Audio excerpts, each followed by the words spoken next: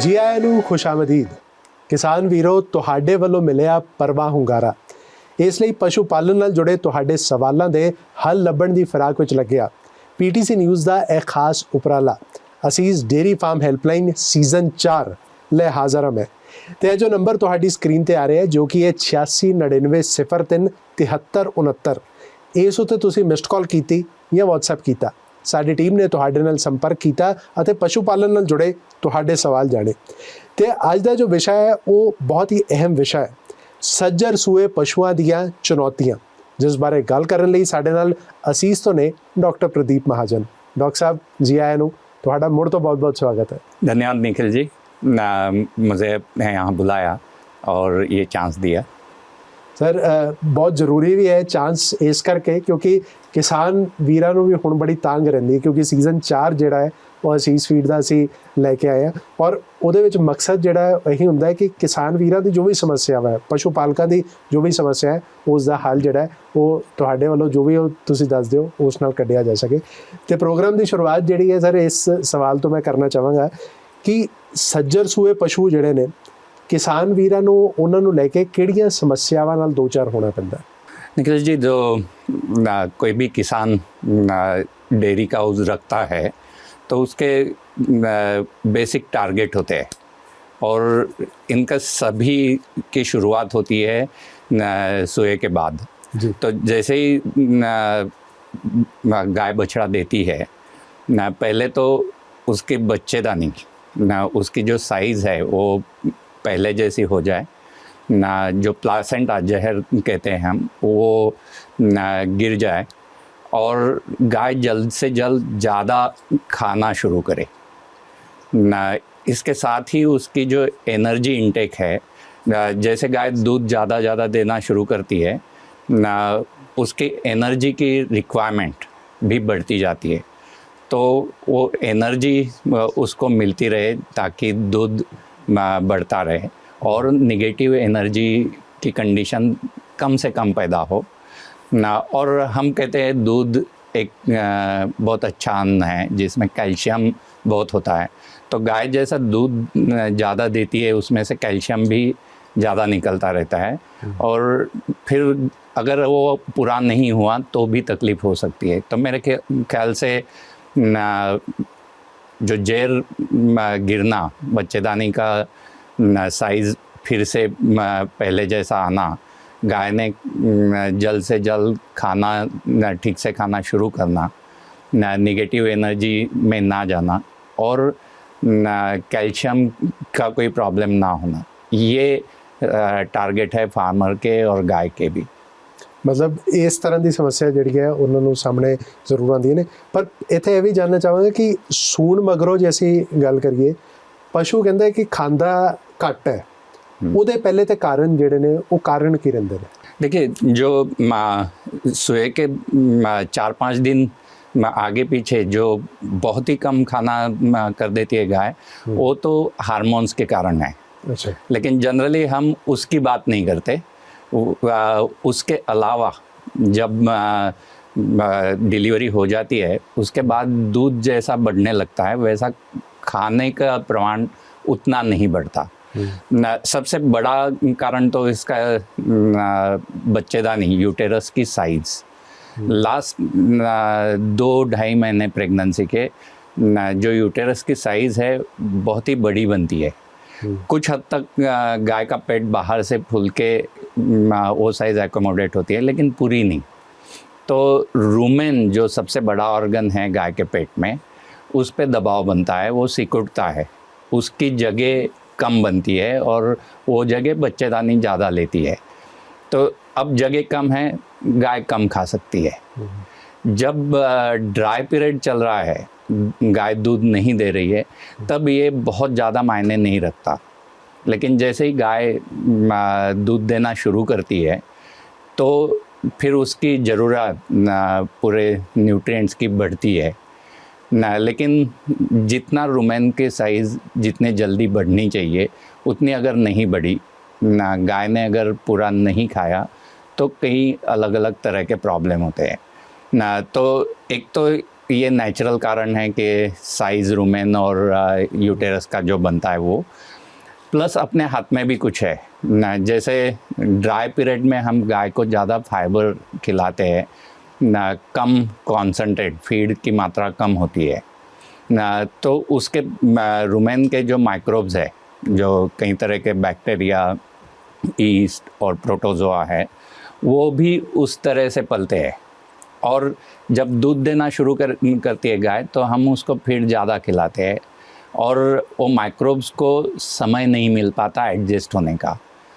उसकी वजह से भी जो फाइबर डाइजेशन स्लो होता है और फिर गाय का इनटेक कम रहता है। ਤੇ ਇਹਦਾ ਕਿਉਂਕਿ ਅਗਲਾ ਸਵਾਲ ਇਹੀ ਇਸ ਚੀਜ਼ ਨਾਲ ਬਣਦਾ ਹੈ ਕਿ ਇਹਦਾ ਇਲਾਜ ਜਿਹੜਾ ਹੈ ਉਹ ਇਲਾਜ ਕੀ ਹੈ? ਕਿਸਾਨ ਵੀਰ ਆਪਣੇ ਲੈਵਲ ਤੇ ਵੀ ਇਲਾਜ ਜਿਹੜਾ ਹੈ ਇਸ ਦਾ ਕਰ ਸਕਦੇ ਨੇ? बिल्कुल कर सकते हैं, और उसका इलाज तो शुरू होना चाहिए प्रॉपर ड्राई पीरियड में और ट्रांजिशन पीरियड में ही। शुरुआत तो ही ध्यान मतलब बिल्कुल ही। तो ट्रांजिशन पीरियड में अगर हम गाय का फीड देना ज़्यादा धीरे धीरे ज़्यादा करना शुरू करते हैं, तो जो मैंने कहा कि उसके माइक्रोब्स जो बैक्टीरिया है रुमेन के, वो एडजस्ट होते चले जाएंगे। दूसरा, फाइबर जो हम दे रहे हैं गाय को, वो अगर डाइजेस्टिबल फाइबर ज़्यादा से ज़्यादा देंगे गाय के सोने के बाद, तो वो कम समय में गाय उसको पचा सकती है और फिर ज़्यादा खा सकती है। तो जाहिर है फार्मर के हाथ में सोने के पहले भी और बाद में भी बहुत सारी ऐसी चीज़ें हैं जो करके हम गाय का खाना ज़्यादा से ज़्यादा बढ़ा सकते हैं। नहीं तो उसमें जैसे मैंने कहा कि फाइबर डाइजेस्टिबल होना ज़रूरी है, वैसे ही स्टार्च एनर्जी के लिए हम देंगे, उसको अगर हम लिमिट में रखें शुरू के दिनों में और एसिडोसिस ना होने दें, ना गाय को जो पानी और बाकी के न्यूट्रिएंट है वो भी अगर सही मात्रा में दे, तो हम ज़रूर गाय का ड्राई मैटर इंटेक जिसको हम कहते हैं उसको बनाए रख सकते हैं, बढ़ा सकते हैं।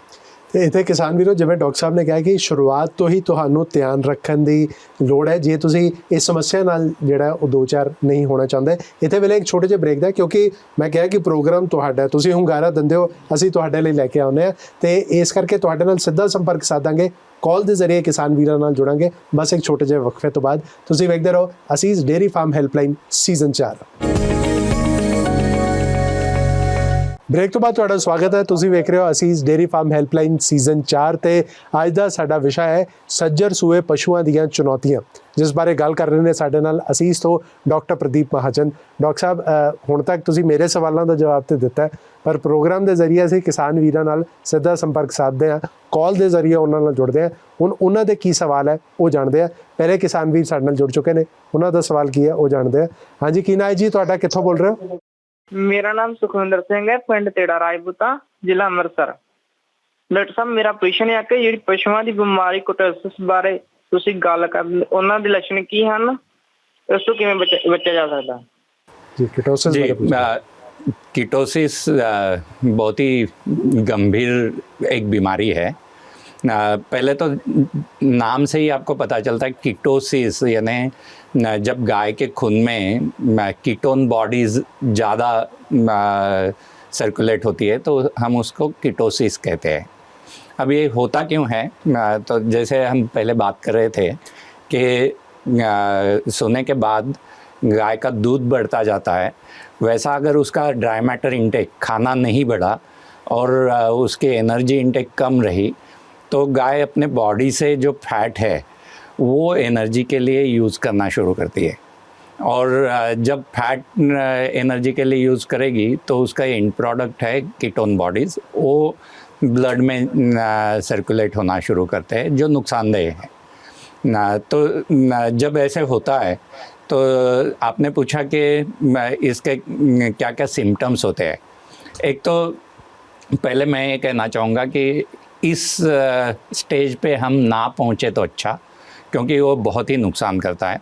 लेकिन जब कीटोसिस, जिसको हम क्लिनिकल कीटोसिस बोलते हैं, वो अगर हो जाए तो गाय खाना छोड़ देती है, उसके सांस से एक अलग से मीठी सी खुशबू आती है ना उसके यूरिन का कलर चेंज होता है और डंग बहुत ही हार्ड होता है ना। इसको हम कहते हैं क्लिनिकल कीटोसिस। हो सकता है कि ये ना हो और सब क्लिनिकल कीटोसिस हो, जिसमें गाय उसके बॉडी का फैट यूज़ कर रही है, लेकिन ये बाहर दिखने वाले जो चेंजेस है वो उसमें नहीं दिखते हैं ना। अगर कीटोसिस हो जाए तो बहुत ज़्यादा लंबे देर तक वो नुकसान करती है। इसलिए मैंने कहा कि कीटोसिस ना होने देना ही अच्छा है। ਬਿਲਕੁਲ ਡਾਕਟਰ ਸਾਹਿਬ ਨੇ ਤੁਹਾਨੂੰ ਵਿਸਤਾਰਪੂਰਵਕ ਜਾਣਕਾਰੀ ਦੇ ਦਿੱਤੀ ਹੈ। ਮੈਨੂੰ ਲੱਗਦਾ ਹੈ ਕਿ ਤੁਸੀਂ ਮੁਤਮਈਨ ਹੋਣਗੇ ਇਹਨਾਂ ਦੇ ਜਵਾਬ ਤੋਂ। ਹੁਣ ਡਾਕਟਰ ਸਾਹਿਬ ਅਗਲੇ ਕਿਸਾਨ ਵੀਰ ਵੀ ਸਾਡੇ ਨਾਲ ਜੁੜ ਚੁੱਕੇ, ਉਹਨਾਂ ਦਾ ਸਵਾਲ ਕੀ ਹੈ ਉਹ ਜਾਣਦੇ ਹਾਂ। ਹਾਂਜੀ, ਕੀ ਨਾਂ ਹੈ ਜੀ ਤੁਹਾਡਾ, ਕਿੱਥੋਂ ਬੋਲ ਰਹੇ ਹੋ? ਮੈਂ ਬੰਗੇ ਤੋਂ ਬੋਲ ਰਿਹਾ ਜੀ, ਜਸਵਿੰਦਰ ਸਿੰਘ, ਪੰਜਾਬ ਡੇਅਰੀ ਫਾਰਮ ਤੋਂ ਜੀ। ਹਾਂਜੀ, ਆਪਣਾ ਸਵਾਲ ਪੁੱਛੋ ਜੀ।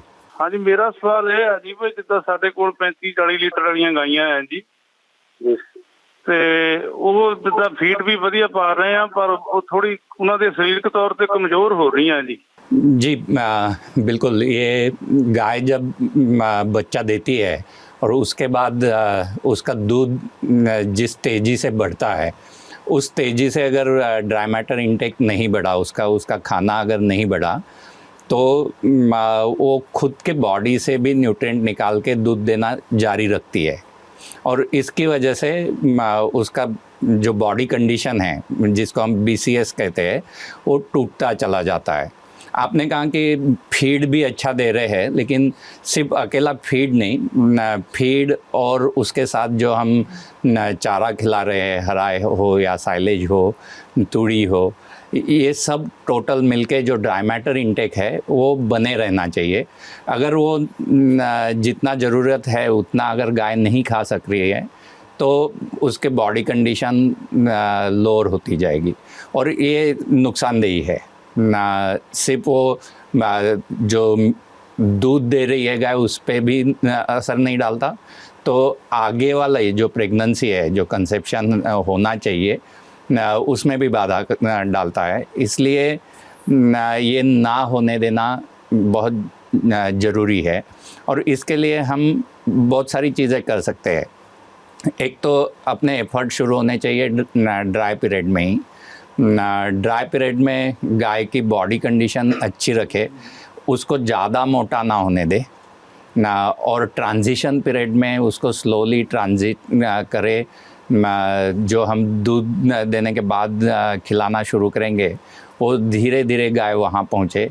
ये अगर हम देखेंगे और उसको जो हम फाइबर दे रहे हैं, फोरेज दे रहे हैं, वो अच्छा सहज पचने वाला ऐसा अगर हो तो गाय की एनर्जी इंटेक बनी रहेगी और फिर ये BCS लॉस नहीं होगा। ਬਿਲਕੁਲ ਡਾਕਟਰ ਸਾਹਿਬ ਨੇ ਬਹੁਤ ਹੀ ਵਿਸਤਾਰਪੂਰਵਕ ਜਾਣਕਾਰੀ ਦਿੱਤੀ। ਖਾਸ ਤੌਰ ਤੇ ਕਿਹਾ ਕਿ ਡਰਾਈ ਪੀਰੀਅਡ ਦਾ ਧਿਆਨ ਹੋਵੇ ਜਾਂ ਬਾਡੀ ਕੰਡੀਸ਼ਨ ਦਾ ਜਾਂ ਫਿਰ ਟ੍ਰਾਂਜੀਸ਼ਨ ਪੀਰੀਅਡ ਦਾ ਜਾਂ ਫੀਡ ਨੂੰ ਲੈ ਕੇ ਜਿਹੜਾ ਧਿਆਨ ਹੈ ਉਹ ਤੁਹਾਨੂੰ ਦੇਣਾ ਬਹੁਤ ਜ਼ਿਆਦਾ ਜ਼ਰੂਰੀ ਹੈ। ਡਾਕਟਰ ਸਾਹਿਬ ਹੁਣ ਅਗਲੇ ਕਿਸਾਨ ਵੀਰ ਵੀ ਸਾਡੇ ਨਾਲ ਜੁੜ ਚੁੱਕੇ, ਉਹਨਾਂ ਦਾ ਸਵਾਲ ਕੀ ਹੈ ਉਹ ਵੀ ਜਾਣਦੇ। ਹਾਂਜੀ, ਕੀ ਨਾਂ ਹੈ ਜੀ ਤੁਹਾਡਾ, ਕਿੱਥੋਂ ਬੋਲ ਰਹੇ ਹੋ? ਅਸ਼ੋਕ ਕੁਮਾਰ, ਪਿੰਡ ਮੂਲਿਆਂ ਵਾਲੀ ਜੀ। ਹਾਂਜੀ ਅਸ਼ੋਕ ਜੀ, ਆਪਣਾ ਸਵਾਲ ਪੁੱਛੋ। ਡਾਕਟਰ ਸਾਹਿਬ, ਇਹ ਸਾਡੇ ਪਸ਼ੂ ਸੂਣ ਤੋਂ ਲਗਾਤਾਰ ਕਿੰਨਾ ਚਿਰ ਦੁੱਧ ਲੈ ਸਕਦੇ ਆਪਾਂ ਪਸ਼ੂ ਤੋਂ ਜੀ? जी, बहुत अच्छा सवाल पूछा आपने। बहुत सारे फार्मर पीक प्रोडक्शन, ज़्यादा से ज़्यादा दूध कितना ले सकते हैं पूछते हैं, लेकिन जो डेयरी फार्म का इकोनॉमिक्स है उस पे ज़्यादा असर इस बात का पड़ता है कि पीक आपने लिया, गाय ने पीक प्रोडक्शन देना शुरू किया, वो कब तक चलता रहे। अक्सर हम देखते हैं कि गाय पीक पे पहुंच के फिर बहुत जल्दी उसका दूध नीचे उतरना शुरू हो जाता है। तो ये जितना बना रहेगा उतना अच्छा। इसको हम अंग्रेज़ी में परसिस्टेंसी ऑफ मिल्क प्रोडक्शन कहते हैं। 60 से 90 दिन तो ये पीक प्रोडक्शन बना रहना चाहिए, लेकिन अच्छी गाय 120 दिन या उससे ज़्यादा भी टिकती है, अच्छे दूध पे चलती रहती है। जितना ये ज़्यादा चलेगा, स्टेडी रहेगा, उतना अपने लिए अच्छा है। तो मैं कहूँगा 100-120 दिन चलना चाहिए। ਬਿਲਕੁਲ ਡਾਕਟਰ ਸਾਹਿਬ ਨੇ ਤੁਹਾਨੂੰ ਜਾਣਕਾਰੀ ਜਿਵੇਂ ਦਿੱਤੀ ਹੈ ਉਸ ਦਾ ਤੁਸੀਂ ਜ਼ਰੂਰ ਧਿਆਨ ਰੱਖਿਓ। ਤੇ ਡਾਕਟਰ ਸਾਹਿਬ ਬਹੁਤ ਬਹੁਤ ਧੰਨਵਾਦ ਤੁਹਾਡਾ ਸਾਡੇ ਨਾਲ ਜੁੜਨ ਲਈ। ਤੁਸੀਂ ਨਾ ਸਿਰਫ ਮੇਰੇ ਬਲਕਿ ਕਿਸਾਨ ਵੀਰਾਂ ਦੇ ਸਵਾਲਾਂ ਦਾ ਵੀ ਜਵਾਬ ਦਿੱਤਾ। ਬਹੁਤ ਬਹੁਤ ਧੰਨਵਾਦ ਤੁਹਾਡਾ। धन्यवाद।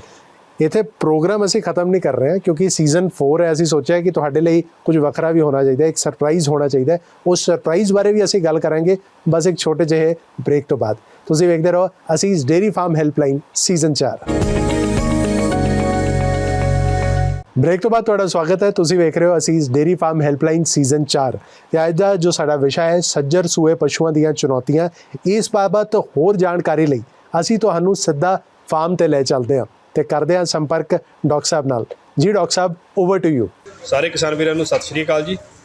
ਜਿਸ ਤਰ੍ਹਾਂ ਅੱਜ ਦਾ ਆਪਣਾ ਵਿਸ਼ਾ ਸੀਗਾ ਸੂਏ ਨਾਲ ਸੰਬੰਧਿਤ ਚੁਣੌਤੀਆਂ ਬਾਰੇ, ਤੋਂ ਜੋ ਗੱਲਾਂ ਬਾਤਾਂ ਆਪਣੀਆਂ ਸਟੂਡੀਓ ਵਿੱਚ ਹੋਈਆਂ ਉਹਨਾਂ ਨਾਲ ਸੰਬੰਧਿਤ ਗੱਲਾਂ ਬਾਤਾਂ ਆਪਾਂ ਫਾਰਮ ਤੇ ਦੇਖਾਂਗੇ। ਆਪਾਂ ਪ੍ਰੈਕਟੀਕਲ ਦੇਖਾਂਗੇ ਵੀ ਸਾਨੂੰ ਫਾਰਮ ਤੇ ਕਿਹੜੀਆਂ ਚੀਜ਼ਾਂ ਦੇਖਣੀਆਂ ਚਾਹੀਦੀਆਂ ਜਾਂ ਆਪਾਂ ਇਹਨੂੰ ਕਿਸ ਤਰ੍ਹਾਂ ਜੱਜ ਕਰ ਸਕਦੇ ਹਾਂ। ਤਾਂ ਜਿਸ ਤਰ੍ਹਾਂ ਤੁਸੀਂ ਇਹ ਦੇਖ ਰਹੇ ਹੋ ਆਪਣੇ ਤਾਜ਼ੇ ਸੂਏ ਹੋਏ ਪਸ਼ੂਆਂ ਦਾ ਪੈਨ ਹੈ। ਇਹ ਸਾਰੇ ਤਾਜ਼ੇ ਸੂਏ ਹੋਏ ਪਸ਼ੂ ਆ ਜਿਨ੍ਹਾਂ ਦੀ ਤਕਰੀਬਨ 15 ਤੋਂ 20 ਦਿਨ ਦੇ ਤਾਜ਼ੇ ਸੂਏ ਹੋਏ ਪਸ਼ੂ ਆ। ਇਹ ਉਦੋਂ ਘੱਟ ਸੂਏ ਹੋਏ ਪਸ਼ੂਆਂ ਦਾ ਪੈਨ ਆ। ਇਸ ਤਰ੍ਹਾਂ ਅੱਗੇ ਆਪਾਂ ਦੇਖ ਸਕਦੇ ਹਾਂ ਉਸ ਤੋਂ ਲੱਗੇ ਇੱਕ ਪੈਰ ਹੋਰ ਬਣੇ ਆ। ਤਾਂ ਮੇਰਾ ਕਹਿਣ ਦਾ ਮਤਲਬ ਆ ਵੀ ਜਿਹੜੇ ਤਾਜ਼ੇ ਸੂਏ ਹੋਏ ਪਸ਼ੂ ਆ ਉਹਨਾਂ ਦਾ ਸਾਨੂੰ ਜਿਹੜਾ ਮਿਲਕਿੰਗ ਪੈਨ ਆ ਉਹ ਅਲੱਗ ਬਣਾਉਣਾ ਚਾਹੀਦਾ। ਤਾਂ ਕਰਕੇ ਸਾਡੇ ਪਸ਼ੂਆਂ ਦਾ ਜਿਹੜਾ ਅਸੀਂ ਰਾਸ਼ਨ ਦੇ ਰਹੇ ਆ ਉਹ ਬੈਲੈਂਸ ਰਾਸ਼ਨ ਹੋਵੇ।